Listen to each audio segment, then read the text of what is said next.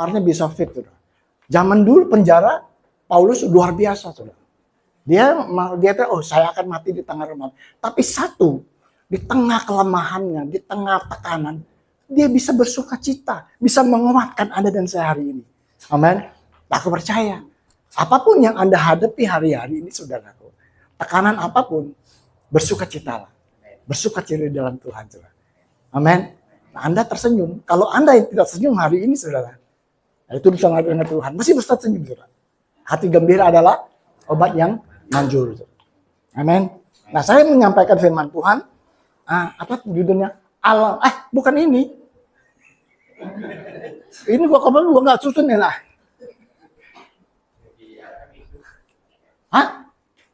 Bukan. Iman mengikuti aturan Allah. Sorry, ada sedikit masalah teknis, saudara. Tadi kata Dibito, seorang artis nuntut satu orang kenapa? Mengenai AI, saudaraku. Wajah dia dirubah jadi wajah lain, saudara. Mau dituntut. Saya bilang kalau ini tuntut, penjara bakal penuh, saudara. Amin. Ya, iman mengikuti aturan Allah. Nah, saudara, kalau kita mau jujur, saudara, sebagai orang percaya, sambil mengetik-ketik, saudara, kita berpetualangan, saudaraku, kita mencari sesuatu yang sudah kita miliki, betul nggak, saudara? Ya, kita mencari kesembuhan, kita mencari kemakmuran, kita mencari berkat, dan sebagainya, saudara. Betul nggak, saudara? Kalau kita mau jujur, saudara. Kita percaya bahwa Allah itu sanggup karena dia berkuasa, tapi dia belum melakukannya, saudara. Betul nggak, saudara? Nah, tapi kalau kita melihat iman kekristenan kita hari ini, kalau kita baca di kitab Efesus, saudaraku, segala sesuatu itu Allah telah berikan kepada Anda dan saya. Ketika kita percaya Yesus, saudaraku, bukan keselamatan aja, saudara. Satu paket, saudara. Kemakmuran, kesejahteraan, damai sejahtera, sukacita, kebahagiaan, kesembuhan, satu paket itu udah mengikuti keselamatan, saudara. Betul nggak, saudara? Apa? Tapi itu adanya di dalam roh, saudara. Betul nggak, saudara? Ya, kita mesti belajar, kita mesti mengerti. Nah, ketika ada dan saya kita mengerti hal ini, jadi kita berjuang, saudaraku, bukan kita untuk merebut kemenangan, saudaraku, tapi kita berjuang hari ini, bagaimana kita mempertahankan kemenangan dan hidup di dalam kemenangan ini yang telah dimenangkan Tuhan Yesus melalui kematiannya, penguburannya, dan kebangkitannya. Betul nggak, saudara? Amin. Jadi kita berjuang, saudaraku, dalam kehidupan kita. Bukan kita untuk mendapatkan sesuatu daripada Tuhan. Tapi kita berjuang bagaimana apa yang sudah menjadi milik kita yang Allah sediakan di dalam roh itu termanifestasi dalam kehidupan jiwa dan tubuh kita. Betul nggak? Nah, dulu saya nggak ngerti paham ini, saudaraku. Saya berusaha untuk kudus. Saya berusaha melayani sampai kapanpun, saudaraku. Saya taat segala sesuatu untuk apa? Hanya satu. Supaya saya itu bisa berkenan kepada Tuhan. Supaya saya bisa layak di hadapan Tuhan. Untuk menerima berkat daripada Tuhan. Begitu beratnya saya menjadi orang percaya, saudaraku. Betul? Tapi ketika saya mengerti hal ini, saudaraku. Ternyata saya berjuang untuk bagaimana apa yang telah Allah sediakan di alam roh. Itu terjadi dalam kehidupan secara fisik. Dan tubuh dan kehidupan saya. Betul nggak, saudara? Ya, iman anak Allah ada di dalam diri kita, saudara. Betul? Untuk itu, saudaraku, iman kita, bagaimana kita menjangkau, mengambil apa yang telah Allah sediakan terjadi dalam kehidupan Anda dan saya. Amin. Karena itu imannya anak Allah, imannya Yesus, saudaraku, bukan iman kita. Jadi itu semuanya tidak tergantung daripada kita, saudaraku. Bukan untuk kepentingan kita pribadi, bukan kehendak kita, kemauan kita, tetapi semuanya dalam kehendak Allah yang terjadi, saudaraku. Betul? Ada orang menyampaikan firman Tuhan, saudaraku. Ketika kehidupan kita tidak mengalami apa yang firman katakan, contohnya, kalian ada orang-orang diberkati. Betul? Apapun yang kamu kerjakan, Tuhan akan bikin berhasil. Kamu akan menjadi kepala, bukan ekor. Kami naik akan tidak pernah turun, saudara. Nah, ketika saya sebagai pembicara, saya ada nggak ngalami apa yang firman Tuhan katakan, dan saya mulai melihat orang-orang terdekat saya, mereka juga tidak mengalami, bahkan mereka tidak hidup dalam tekanan, hidup dalam penderitaan, dalam masalah, padahal orang ini setia, jujur, ikut Tuhan. Kemudian saya mulai pakai kesimpulan saya sendiri, hikmat saya sendiri, pengetahuan saya sendiri, saya mulai berkatakan bahwa kekristenan bukan seperti ini. Sehingga membuat jemaat jadi pusing, saudara. Betul? Nah, kita mau belajar. Ternyata iman mengikuti aturan Allah. Betul nggak, saudara? Kalau Alkitab berkata, Anda sudah diberkati, saudara. Betul nggak, saudara? Kita bagaimana kita mengarahkan jemaat untuk orang-orang bisa mengerti artinya berkat. Betul nggak, saudara? Anda, apapun yang Anda kerjakan, Tuhan doanya berhasil, itu di Ulangan. Pengurapan kekayaan itu untuk mencapai kekayaan sudah Allah urapi Anda. Kita kasih penjelasan bahwa pengurapan Allah itu ada diri kamu. Kamu hanya sekata berdoa, tapi kamu harus keluar, kamu harus bekerja, pegang sesuatu, dan Tuhan akan buat Anda berhasil. Betul nggak, saudara? Kita kasih pengarahan kepada jemaat supaya bisa mengerti. Kenapa saya katakan hal ini? Ada orang-orang saya jumpai mereka RRI ketika menyatakan gereja berbicara berkat. Kenapa? Asumsi dia pasti duit, saudaraku. Betul? Tapi kalau kita firman Tuhan, Paulus berkata ketika dia mengalami perubahan dalam kehidupannya, ini suatu berkat buat dia, saudaraku. Kalau kita itu berkat hanya soal uang, kita melecehkan Tuhan. Kenapa?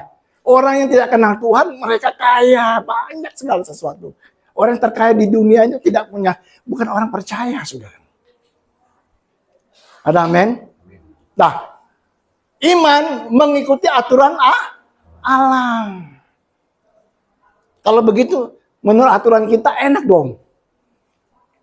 Lihat mobil orang, Tuhan, aku mau mobilin dia. Mobil orang pindah ke rumah mobil Anda, saudara. Betul? Lihat suami orang, waduh suspek. Tuhan, aku mau suami itu. Suaminya ada di rumah. Kan nggak seperti itu, saudara. Betul lah. Kenapa saya pelajari firman ini, saudaraku? Dan saya mulai mengerti. Ternyata ada aturan, ada hukum-hukum yang Allah tidak bisa langgar, saudaraku. Ya. Saya mulai masuk firmannya, saudaraku. 2 Petrus 1 ayat 1.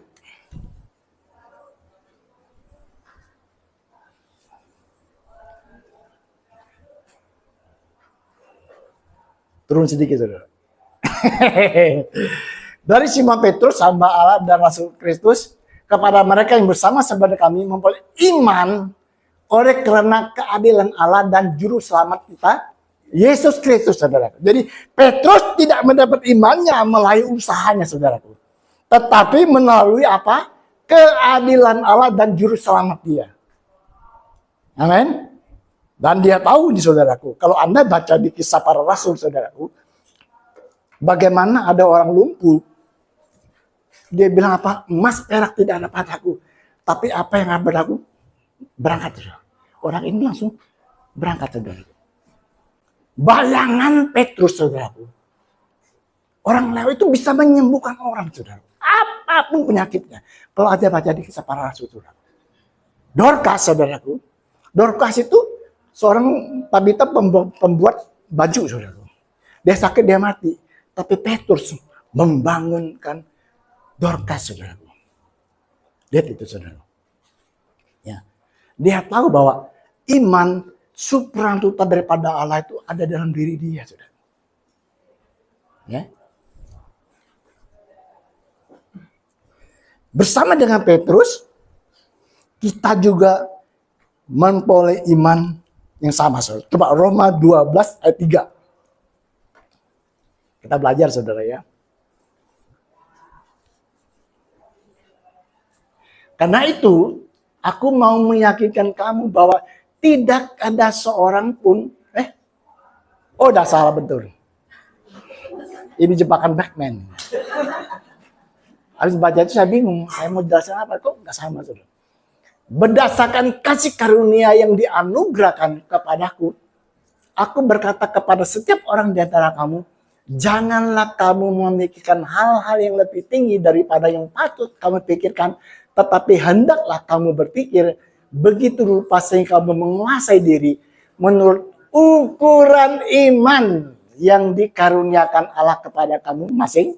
Masih ingat, ukuran iman, bukan besarnya iman, saudara. Jadi iman Anda dan saya nggak ada imannya kecil, imannya gede. Ukuran iman, saudara. Kalau Tuhan kasih orang 1 sendok teh, ya kita semua 1 sendok teh. Nggak ada.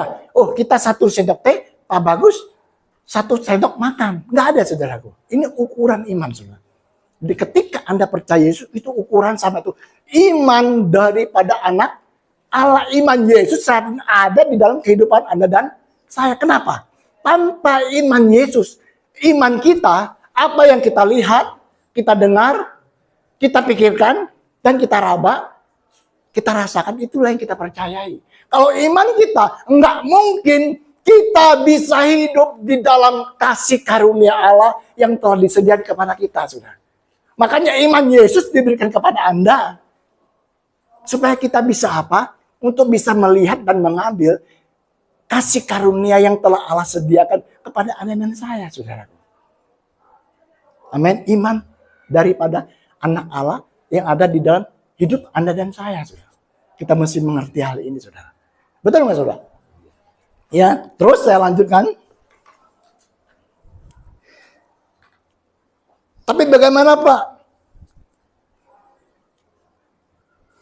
Ketika kita membaca seorang perwira di Kapernaum, Tuhan berkata, iman seperti sebesar ini tidak pernah aku jumpai. Amin. Kenapa? Karena sebelum Yesus mati, saudaraku, orang percaya dengan iman apa yang Yesus janjikan, saudaraku. Betul? Sekarang malah mujizat, baru mereka percaya. Tapi hari ini, Yesus itu udah ada di dalam kehidupan Anda dan saya, saudaraku. Betul? Dan Petrus berkata, bangun, bangkit, saudara. Dia nggak bilang, Tuhan Yesus, tolong sembuhkan orang ini. Enggak. Kenapa? Tuhan telah beri kuasa otoritas kepada Petrus. Petrus tahu bahwa bukan kuasa kemampuan dia, tetapi ada sesuatu di dalam diri dia yang bisa membawa orang itu untuk bangkit, saudaraku. Amin. Jadi Anda hari ini, kalau di rumah Anda ada setan atau ada apapun, jangan bilang, Tuhan, tolong usir ya. Enggak. Anda masih berdiri, mendekat kepada, lawanlah iblis, jangan lari kepadamu. Dekat, lawan dia, saudara. Dengan kuasa otoritas yang Allah berikan kepada Anda dan saya. Amin. Kalau Anda hari ini mengalami kelemahan tubuh fisik, langsung berkatakan, saudaraku, Anda punya kuasa. Amin. Lanjut, saudara ya.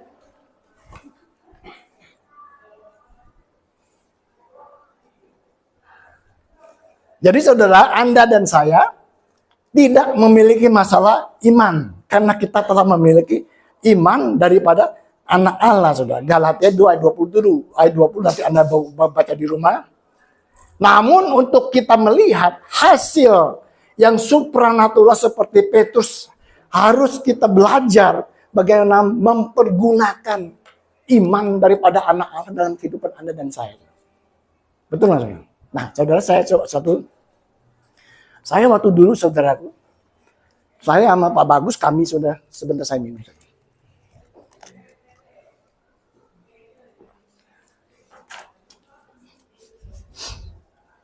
Kami ngambil suatu pelayanan, Ghostbuster, saudara, pengusir setan, saudara. Ya, pengusir setan. Sehingga di gereja ada satu tim, Kami untuk mengusir setan, saudara. Amin. Dan saya itu selalu berdoa, Tuhan, tambahkan iman saya, Tuhan. Supaya saya mempunyai kemampuan untuk mengusir setan segede apapun, saudara. Sehingga kalau mau pelepasan, saudaraku, bagaimana saya itu menjaga kekudusan saya, saudaraku. Bahkan sampai hubungan suami istri juga tidak dilakukan supaya kudus, saudaraku. Saya mau jaga sikap saya. Supaya apa? Supaya Tuhan itu penambah iman saya, saudaraku. Supaya waktu mengusir setan, lari, saudara. Bagaimana saya berusaha supaya Tuhan itu nambah iman. Tapi saya nggak ngerti bahwa ukuran iman itu sudah ada pada kamu. Kamu nggak usah pelajari kalau kamu mengerti, memahami siapa kamu. Kamu nggak usah, kamu di rumah kamu, waktu kamu sudah doa, itu setannya itu terbiri-biri pergi, saudaraku. Amin. Anda tahu Anda mempunyai kemuliaan Tuhan, ada suatu lingkupan begini, saudaraku. Ketika Anda lewat segala macam itu, kuasa mereka berserakan, nggak berani deket Anda. Saya mau kasih tahu. Mendingan takut sama orang maling, dia takut setan, saudara. Orang maling face to face, saudara. Amin. Saya pikir seperti itu. Tetapi ketika saya mengerti, saya bukan untuk mendapatkan iman, saudara. Tapi untuk mengerti dan memahami lebih baik tentang apa yang telah saya miliki dan bagaimana cara iman saya bekerja, saudara. Betul? Saya mengerti firman Tuhan, bergaul dengan firman Tuhan, saya mengerti, ternyata siapa saya di dalam Kristus, saudara. Dan apa yang saya miliki di dalam Dia.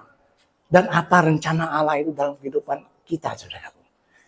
Ketika kita mengerti pola ini, kita bekerja sama dengan kuasa daripada firman Tuhan. Amin. Nah, di sini saudara letaknya, saudara. Ya. Jadi saya katakan, saudaraku, karena ini iman daripada Yesus, itu sesuai kehendak Dia dan kemauan Dia. Bukan kalau orang lebih Jawa bilang apa tuh? Segundel apa tuh? Anak dewe itu bahasa Jawa. Segundelmu kata dia. Segundelmu.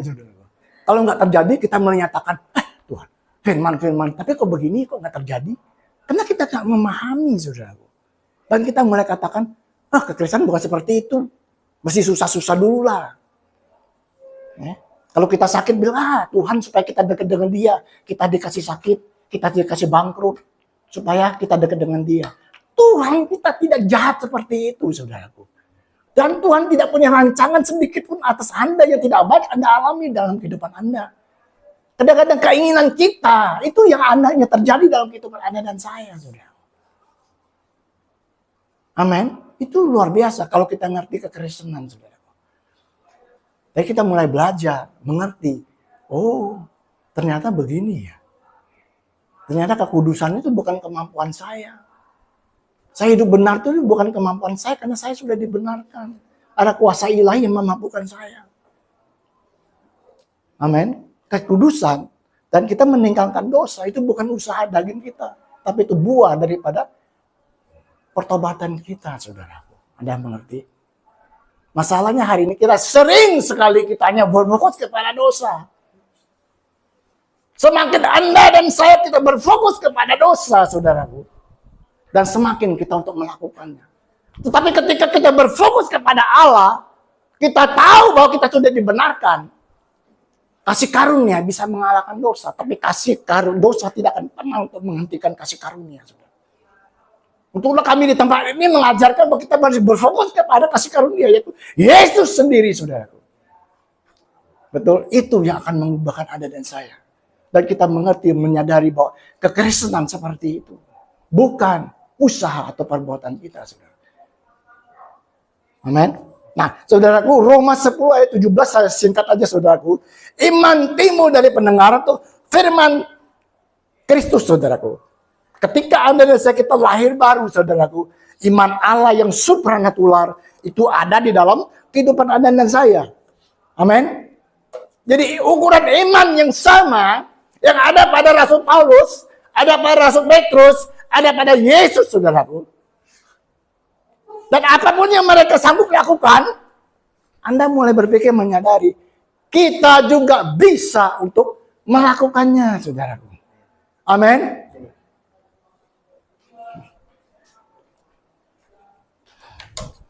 Yohanes 14 ayat 12.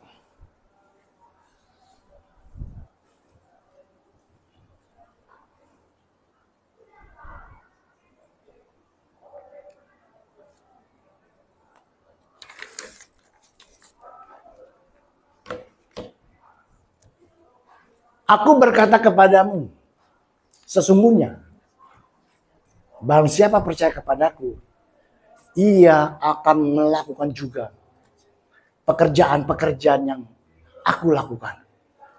Bahkan pekerjaan-pekerjaan lebih besar daripada itu, sebab aku pergi kepada Bapa. Ini Tuhan Yesus berbicara, saudara.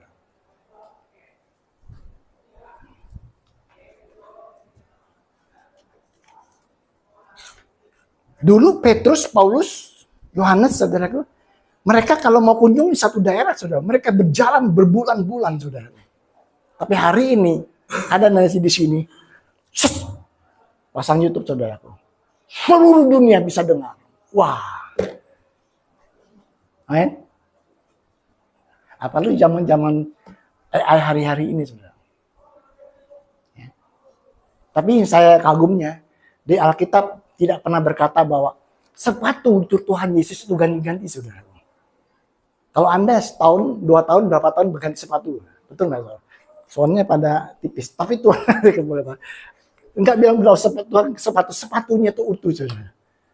Ya, jangan pikirkan hal-hal yang ya udahlah. Kalau kita pikirkan sudah kita mencari jawaban. Saya lanjutkan, saudara, ya.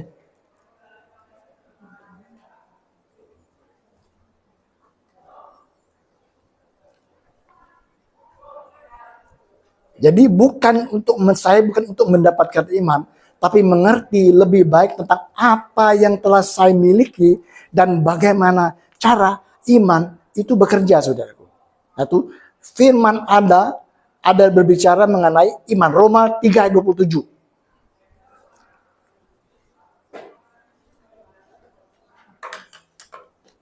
Jika demikian, apakah dasar untuk bermegah? Tidak ada. Berdasarkan apa? Berdasarkan perbuatan? Tidak.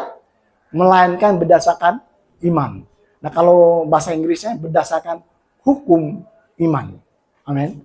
Jadi iman, firman Tuhan, di firman ini saya baca, saudaraku, ada hukum-hukum yang Allah sendiri tidak bisa untuk melanggarnya, saudara. Ya, saya lanjutkan. Iman bekerja menurut hukum Allah yang dibuat untuk mengatur penggunaannya, saudaraku.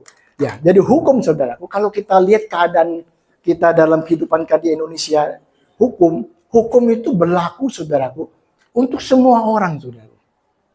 Kalau Anda melakukan kejahatan, saudaraku, itu tidak peduli siapa Anda.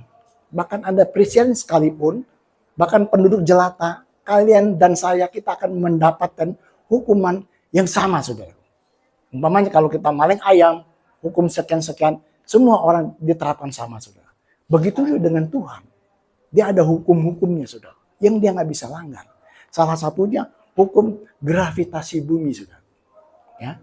Hukum gravitasi bumi di Indonesia sama, di Amerika sama, di California sama, di Filipina sama, bahkan di seluruh dunia sama. Kecuali kalau kita ada di planet lain, saudara. Jatuhnya bukan ke bawah, jatuhnya ke atas, saudara. Ingat kalau nonton film yang di bulan, saudara, mereka tidak jadi, tapi mereka ngambang. Kalau dilepas, ya udah sampai matahari, saudara. Betul nggak, saudara? Jadi ada hukum di bumi, hukum sama semua. Itulah hukum gravitasi bumi. Ya, semua orang sama hukumnya, saudara. Nah, kalau Anda umpamanya naik ke lantai 5, saudaraku, Anda loncat, saudaraku, ke bawah. Bukan Tuhan untuk menghukum Anda, bukan Tuhan untuk menyakiti Anda, saudara. Tapi ada hukum gravitasi bumi yang jatuh. Tuhan tidak akan pernah menghentikan gravitasi bumi, saudaraku. Hanya beberapa menit, beberapa detik untuk menyelamatkan Anda. Umpamanya kalau diberhenti aja 1 menit atau 1 detik, saudaraku. Begitu banyak pesawat-pesawat akan jatuh, saudaraku. dan alamin akan bergoncang, saudara. Ya, akan jatuh dan mati, saudara. Itulah hukum, saudara. Jadi kalau Anda dan saya kita melanggar hukum, kita nggak dapat apa-apa. Kita akan mengalami sendiri. Nah, dalam firman juga itu ada hukum-hukum iman, saudara. Salah satu hukum iman di sini, saudaraku, ya. Salah satu hukum iman di sini saya mau katakan, saudara. Amsal 18 ayat 20-21.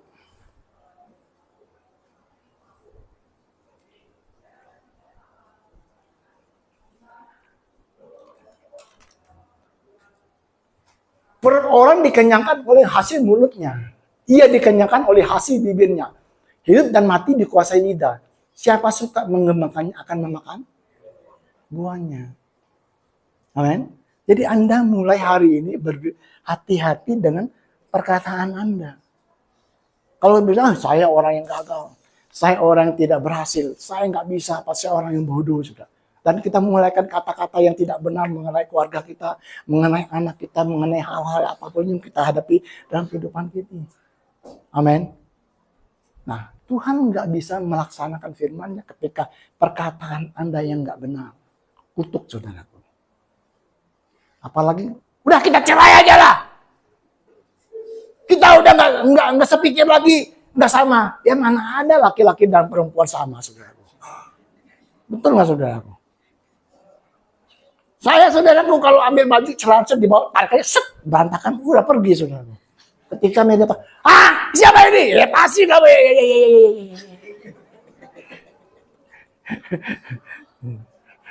Tapi bersyukur ada Tuhan, saudara. Bukan nggak ada perselisihan, ada, saudara. Tapi kesertakan Tuhan, saudara. Amin.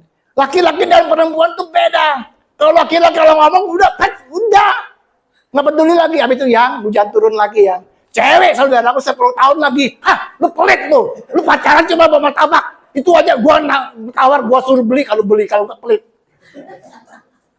Masih ingat tuh 20 tahun yang lalu, saudaraku. Itulah cewek, saudara, betul nggak? Yang tertawa ini benar nih, Papa. Benar nggak? Iya, laki perempuan. Pasti nggak sama, saudara. Jadi jangan hati-hati dengan perkataan Anda. Apalagi terhadap anak Anda. Bodoh ya. Tak selalu, aduh monyet apa segala macam kita konyol. Hati-hati nanti anak itu berbulu, saudara. Kalau kita jujur benar alamnya diciptakan dengan perkataan. Jadilah siang, jadilah malam, saudara. Amin. Kita mulai. Ini salah satunya, saudara. Dan kedua, kalau kita mau mengalami terobosan dalam keuangan, ada hukumnya juga. Kalau minta hikmat daripada Tuhan. Kalau Tuhan suruh kita nabur, ya kita nabur. Jangan roti kita makan, bijinya juga kita makan. Saudara. Akhirnya apa? Nyangkut di sini. Makan laki-laki ada di sini. Saudara. Nyangkut di sini. Ya. Minta hikmat daripada Tuhan. Tapi jangan ikutin orang, saudaraku.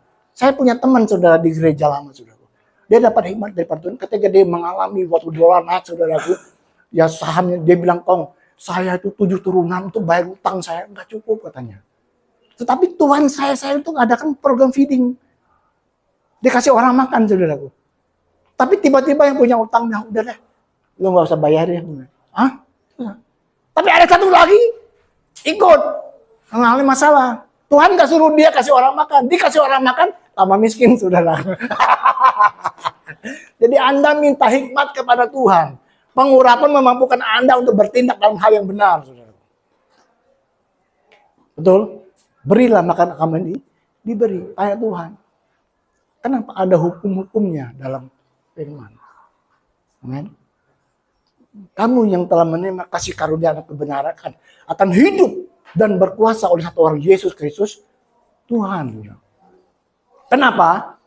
Karena Allah Bapa di surga, hati dia untuk apa? Untuk Anda dan saya memerintah dalam kehidupan ini melalui anaknya itu Yesus Kristus yang tinggal dalam kehidupan Anda dan saya. Tetapi diatur oleh hukum-hukum iman.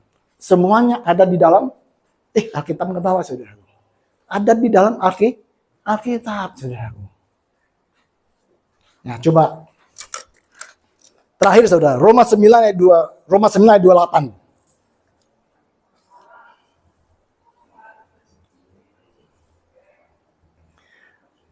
Sebab apa yang telah difirmankannya akan dilakukan Tuhan di atas bumi.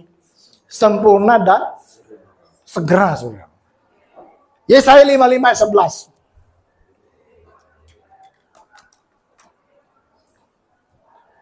Demikianlah firmanku yang keluar dari mulutku. Ia tidak akan kembali kepadaku dengan sia-sia, tetapi ia akan melaksanakan apa yang kuhendaki dan akan berhasil dalam apa yang kusuruh kepada yang ku kehendaki. Bukan kita yang menghendakinya, saudara. Amin. Tapi Bapa itu luar biasa. Dia tahu. Dia mau Anda untuk memerintah dalam kehidupan ini, saudara. Bukan situasi, kondisi, keadaan Anda yang untuk memerintahkan Anda dan saya. Maka saya selalu anjur ketika kami doa, ketika kami misbah keluarga, anak-anak saya untuk apa, saudara? Untuk mereka bergaul dengan Tuhan lewat firman-Nya, saudaraku. Kenapa? Karena ke depan semakin hari semakin sulit. Dunia menuju suatu nama titik kehancuran, saudara. Tapi orang yang di dalam firman Tuhan, ada kekuatan yang baru selalu ada dalam kehidupannya, saudara. Betul? Maka saya katakan ketika Anda, anak saya itu berbuka laptop, mulai Tuhan, aku mulai beraktivitas. Aku perlu pimpinan, tuntunan daripada Roh Kudus, saudaraku. Jangan bosan-bosan, saudaraku. Ketika anak-anak pergi ke kantor, mulai Tuhan, saya mau pergi ke kantor Tuhan. Penyertaan Tuhan selalu ada dalam kehidupanku. Amin. Jangan kalau doa, lihat orang kecil, pura-pura jatuh sendok. Tuhan, saya mau makannya. Amin itu. Malu dilihat orang. Jangan, saudaraku.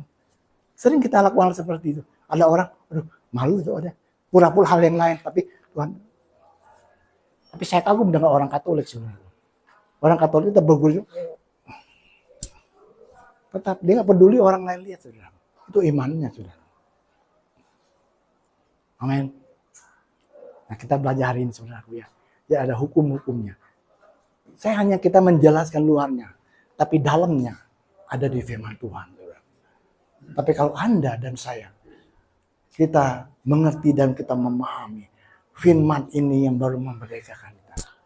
Kebenaran tidak pernah memerdekakan kita. Tapi ketika kita mengerti, memahami kebenaran ini, itu yang bisa memerdekakan Anda dan saya, saudara. Untuk mengerti, memahamilah firman Tuhan, saudara. Itu bukan untuk orang lain, tapi untuk diri kita sendiri, saudara. Kenapa kalau untuk diri kita sendiri kita tidak mau lakukan, saudara? Suami aku aja lah, istriku aja dikerjakan, apa bagus. Setiap hari kirim firman Tuhan, ada masalah, tanya dia aja. Pak, saya ngalami seperti ini, gimana ya Pak?